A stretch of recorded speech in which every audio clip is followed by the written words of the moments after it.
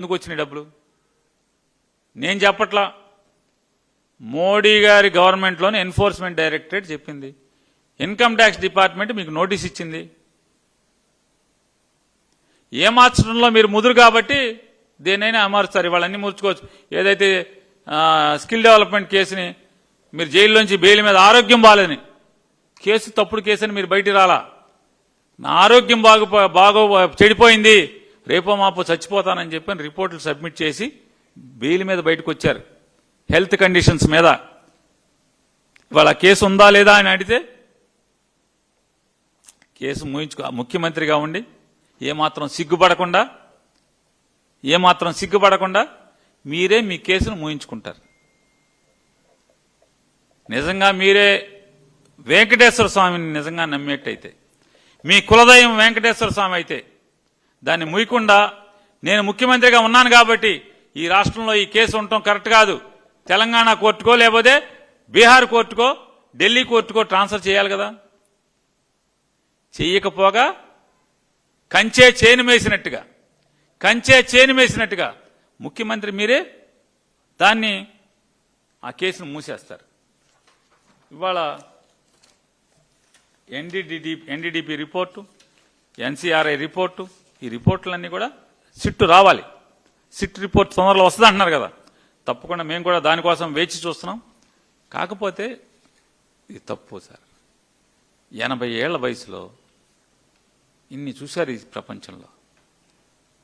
ఈ వయసులో రాజకీయం కోసం నీ కొడుకు లాంటి కొడుకు వయసు ఉన్నటువంటి నీ మాట చాలాసార్లు నీ ఆత్మకథలు అట్లు ఇట్లు మీరు చెప్పుకుంటూ ఉంటారు. నా రాజశేఖర రెడ్డి నా స్నేహితుడు గతంలో అని. అంటే ఒక స్నేహితుడు కొడుకు అంటే నీ కొడుకు వయసు ఉన్నాడు.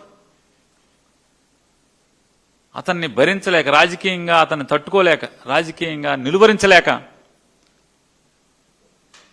ఆఫ్టర్ ఆల్ 11 సీట్లని మాట్లాడతారు. ఆఫ్టర్ ఆల్ అతను మాజీ ముఖ్యమంత్రే కదా. అందులో మీ మంత్రి గారు ఒకటి చెప్తారు, అతను ముఖ్యమంత్రి కూడా కాదు, Pulivendula MLA. After all Pulivendula MLA కదా. ఎందుకు మీకు భయం? ఎందుకు ఇంత జుగుప్సాకర రాజకీయాలు? దేవుడి పేరుతో, మతం పేరుతో ఎందుకు ఇంత అపచారాలు, ఇంత అపవిత్రాలు? తెలిసి అపవిత్రం చేసింది మీరు.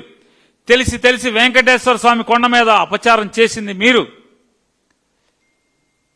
మీరే జంతు కొవ్వు అని చెప్పని పట్టుకుంటారు, 4 లారీల్ని వెనక్కి పంపిస్తారు.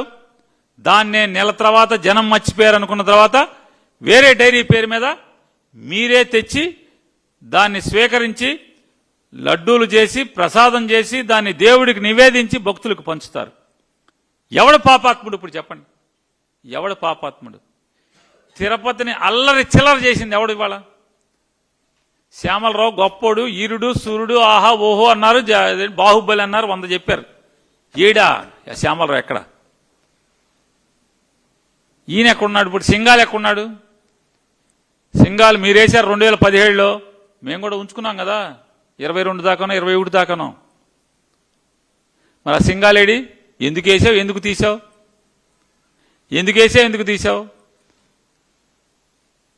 మరి వీళ్ళందరూ గొప్పోళ్ళని చెప్తున్నావు కదా, ఏమయ్యారు వీళ్ళు? ఎందుకు తీస్తున్నావు, ఎందుకు వేస్తున్నావు? శ్యామలరావుని 5 ఏళ్ళు ఉంచాలిగా. నువ్వే చెప్తున్నావుగా, అపచారాలన్నీ ఆపాడు, ప్రక్షాళన చేశాడు, సంప్రోక్షణ చేశాడు. ఇంకొకటే కాదు, 4 లారీలు పట్టుకుని అవి బాయి కొవ్వు కలిసిందని చెప్పని, ఏ కొవ్వు?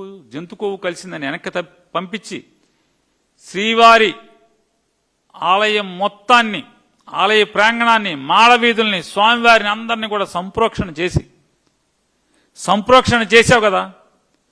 మరి 4 లారీలు మళ్ళీ వాడేశావు కదా, ఏం చేయాలి?